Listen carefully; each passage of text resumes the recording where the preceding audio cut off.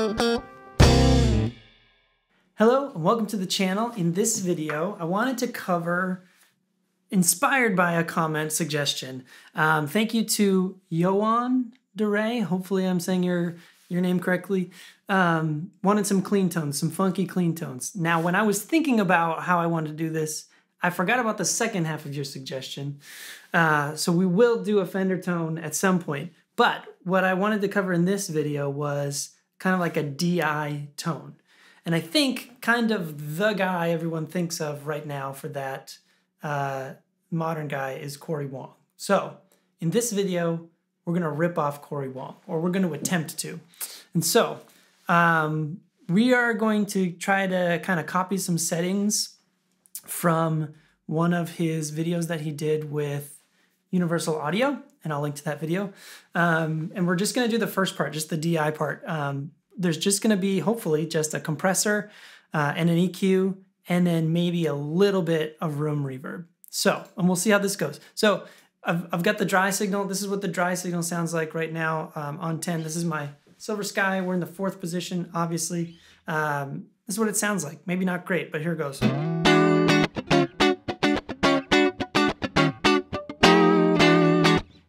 So clean, maybe a little bit nasty.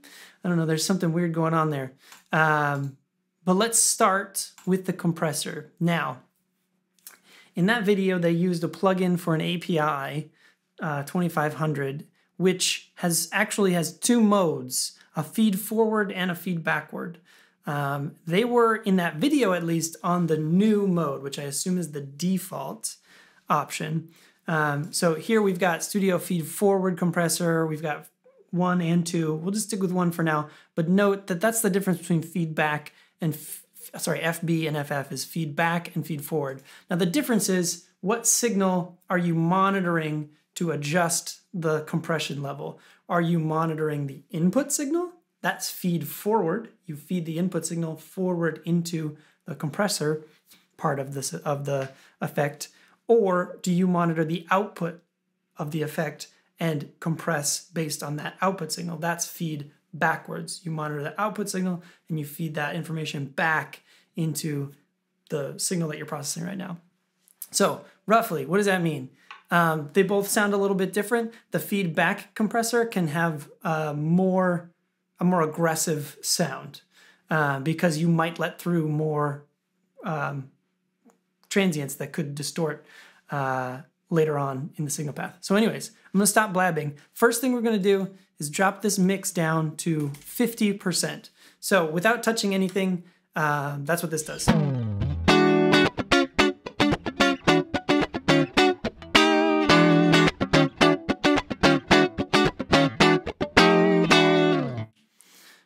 That's pretty cool. We got auto attack release on here. The knee type is medium hard. I'm gonna set that to hard. Actually, let's go back to medium hard and let me just A/B that for you so you can hear the difference between compressor, no compressor before we change anything.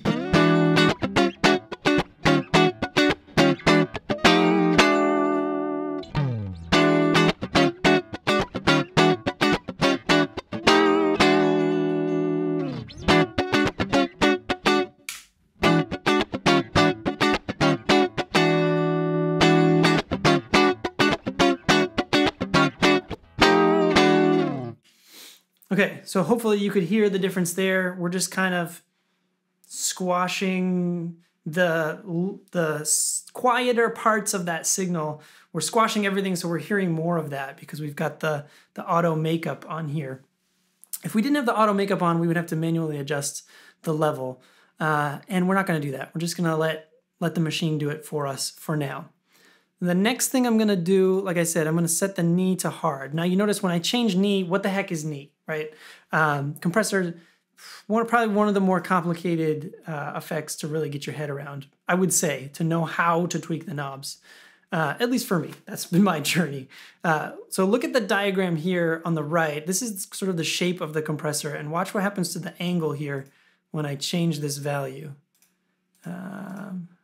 See, as I go softer, it kind of becomes a little more linear, right? Whereas if I go hard, you can see there's a there's a snap there in the graph where we get over a certain point and the slope of the line is way more, way different.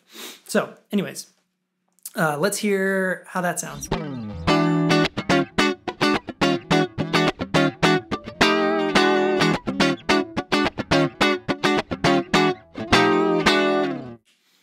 So how you can understand that is when you hit this point in the graph, when the input signal, when the yellow dot hits that point, we're going to start compressing, right? And the steeper the change, the sort of more aggressive the compressor will get in grabbing those notes. Probably that's a terrible explanation. Please comment down below and correct me if I am wrong, which I probably am. So let's start tweaking these knobs. The ratio, probably the main knob, right? This is how much we're compressing the signal. So we're going to crank that up to 5 and see what that sounds like.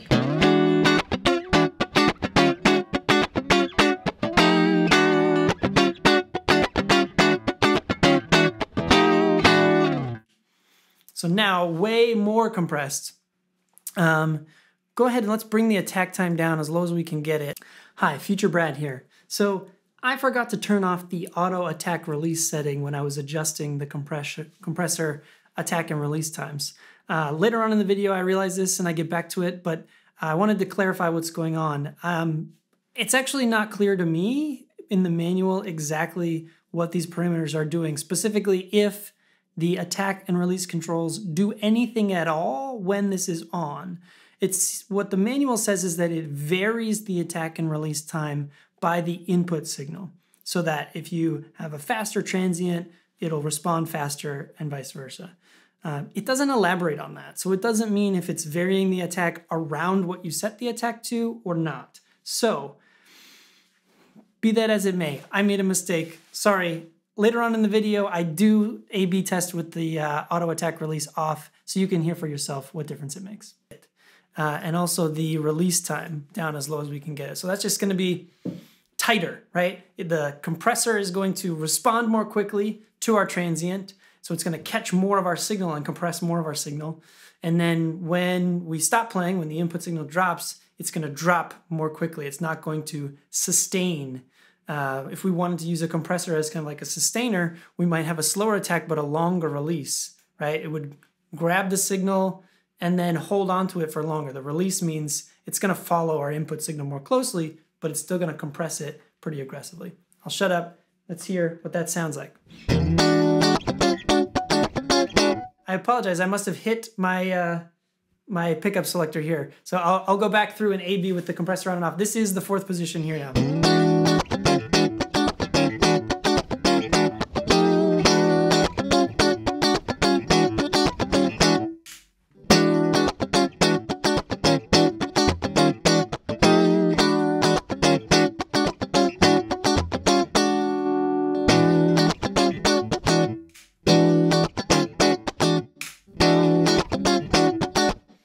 So anyways, you can hear what that's doing. It's pretty bright.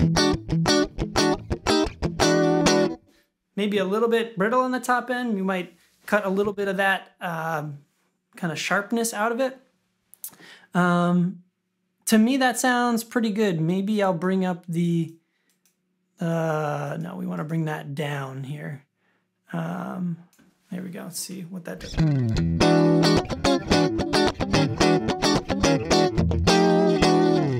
You can see this gain meter is going nuts. It's super, super compressed. Let's bring it back up, actually. I don't really like what that did.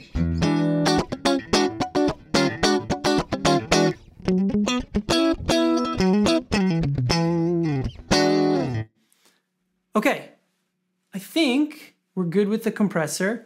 Let's add some EQ. We may come back.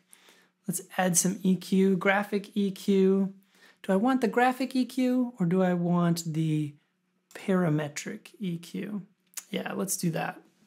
Okay, so what do I want to do? We're going to do kind of low. Yeah, how do I do this? I want to do a low pass. I want to cut some, or high pass. Whichever one. I want to cut lows. I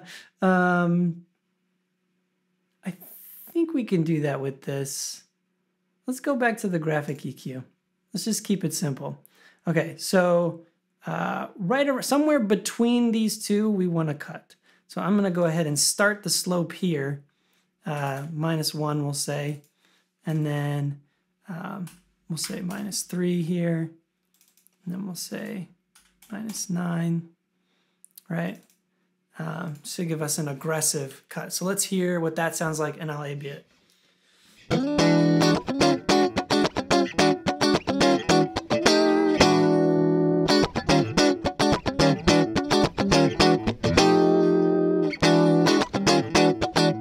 That's maybe too aggressive. I think that's too aggressive. Let's try leaving 120 alone and going back maybe like this.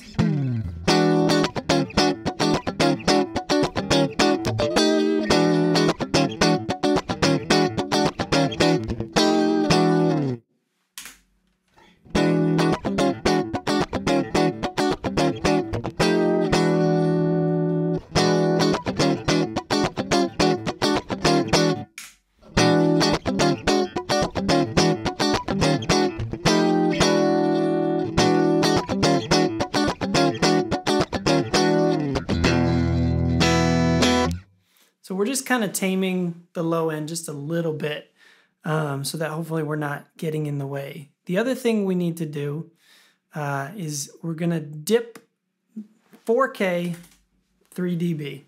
So let's see what that sounds like.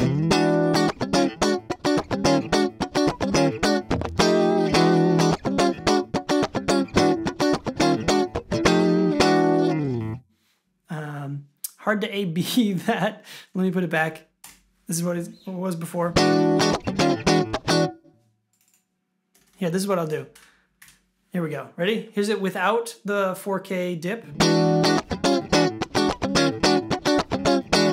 Here's it with.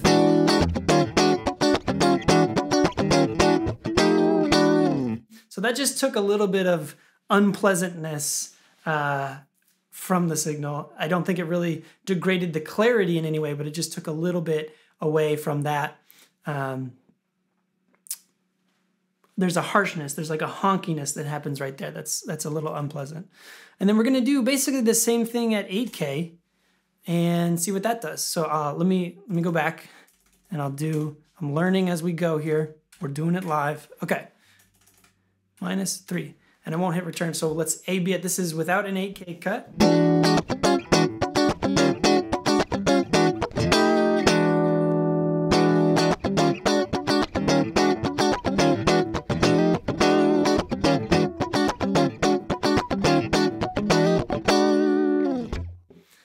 That's pretty good. That to me feels pretty Wong-ish, and it's not super complicated at all. It's just knowing kind of what frequencies to dial in and what kind of compressor to use. So yeah, if we were not using the auto attack release and auto makeup, that would be a little bit more, sorry, let me turn this off actually. I think I might be fooling myself. So let's try it with the auto attack release off. I might be learning something live here. Here we go.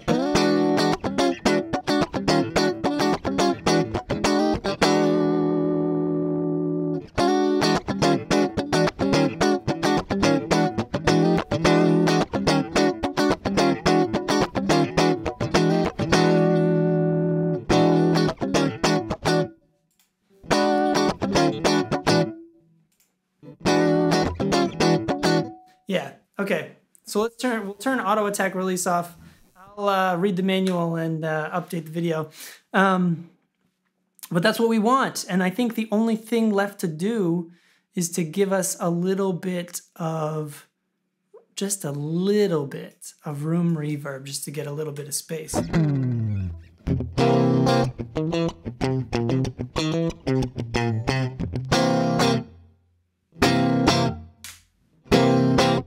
So that's like super in our face.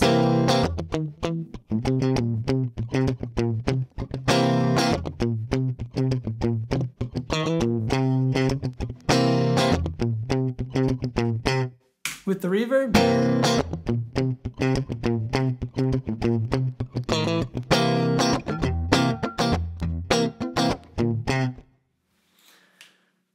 that's it. We can maybe give a little bit more reverb. I don't know. I love reverb, so I'm probably overdoing it.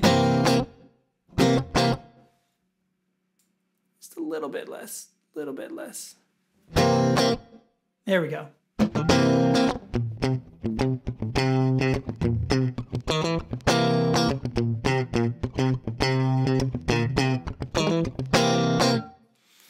All right, that's it. Super simple, pretty cool, snappy, funky, clean tone.